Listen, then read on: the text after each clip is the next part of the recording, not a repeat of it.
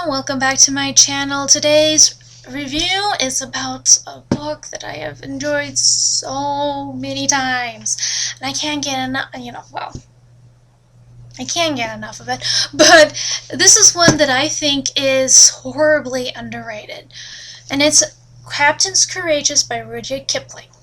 It's actually not too long of a book. I mean, yes, this here is some fine print in this book, but if you were to take the Great Illustrated Classics version of this book, you're really not missing a whole lot.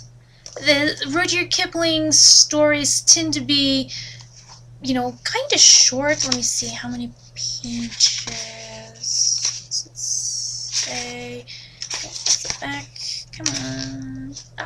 176. It's 176 pages. That's a little bit longer. That's a little bit longer than your typical Hardy Boys book, I want to say, if I'm remembering the numbers correctly. I mean, if you're considering like the original Hardy Boys book, this is about the same size.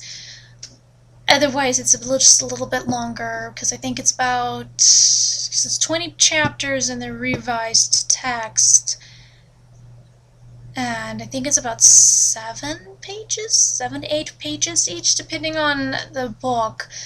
I mean, just finished reading one that was 149 pages long, so yeah, it's, a little bit shorter than Captain's Courageous, but it's a seafaring tale of, growing up, learning how to be a better person, not letting the money speak for you, if you will, letting your hard work do the talking.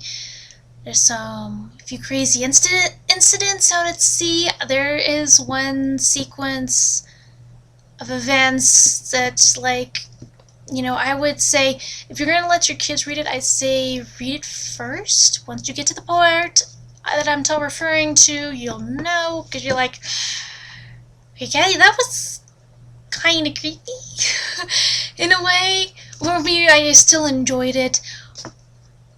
It was kind of thrilling and adventurous, but it was understandably kind of creepy.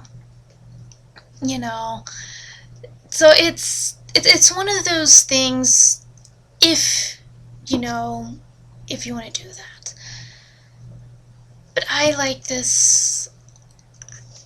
Then again, I've always been fond of tales that take place on the sea.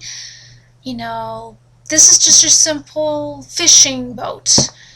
And they try, it shows you how the travels and what they do to get the fish. They have a run-in with an octopus, kind of reminiscent of the Squid with 20,000 Leagues Under the Sea.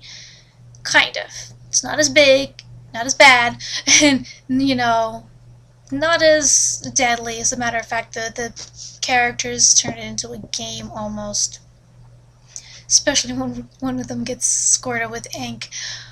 But it is really a whole bunch of fun.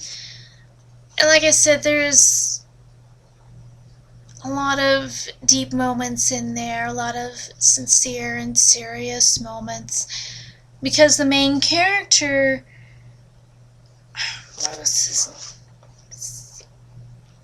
Okay, Harvey. He falls off of a rich schooner, and it's this fishing boat who saves him.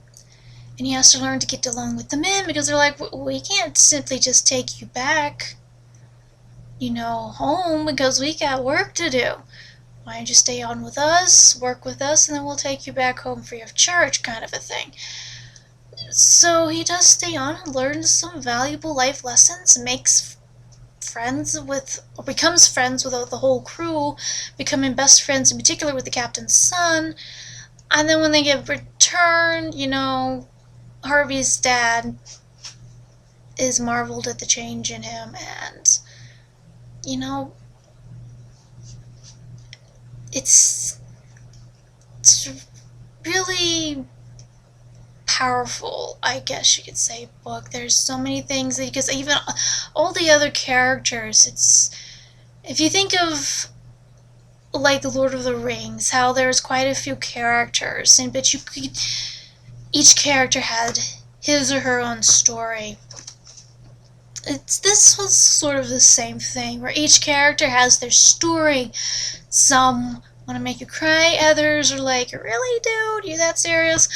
And others are just, like, oh, they're just doing this, it's just a job. That's all they're here for. And, each and every single one of them, they take care of each other, and they show you exactly how to work together. It's absolutely fabulous. I mean, with the story that I enjoy the most, there's nothing more I can say than just read it yourself. Please read it yourself. My only other complaint is that there's only ever been one movie made out of this book.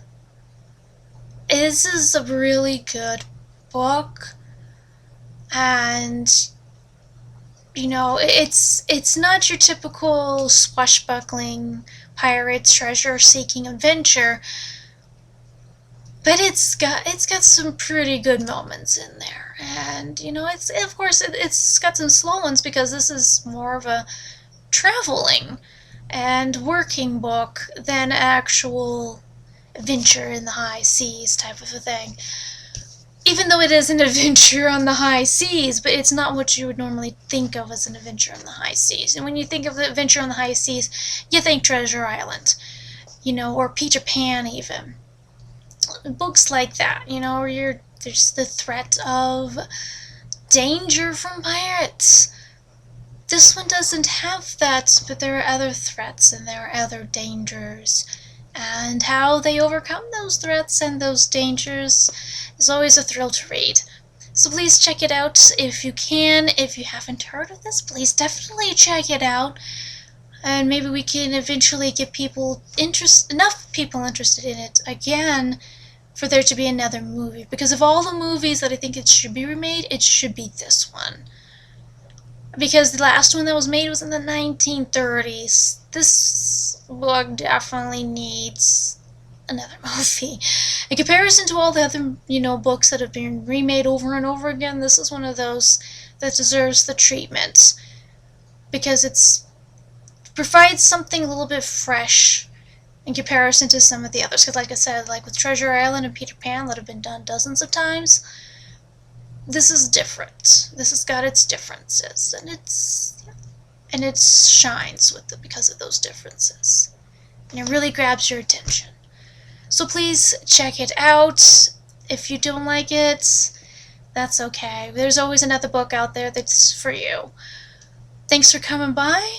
I hope you enjoyed this review, or, well, more like a continual long thing of praise for this book, because I don't want to give anything away.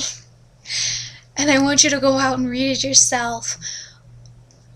But, hopefully you do that. But thanks for coming by. Hope you if you do read this, get a chance to read it, I hope you like it. If not, find something else, please. And I hope you have a wonderful day. God bless.